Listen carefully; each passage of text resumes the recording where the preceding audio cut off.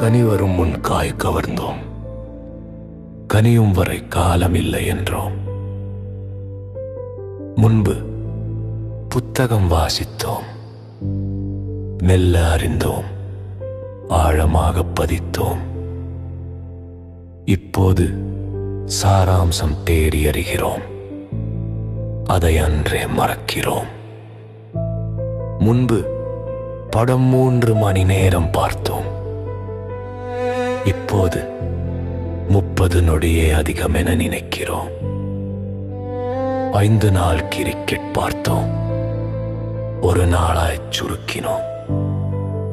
20 ஓவரும் இன்று சுமையென முடிவை மட்டும் நாடுகிறோம்.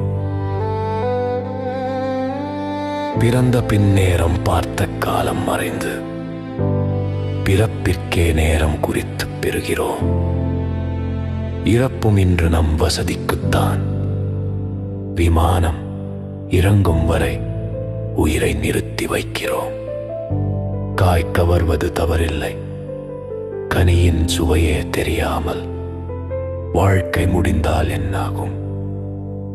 நாம் நேரத்தை வென்றிருக்கலாம், ஆனால் காத்திருப்பதில் கிடைக்கும் ஞானத்தை எங்கோ தொலைத்து விட்டோம்.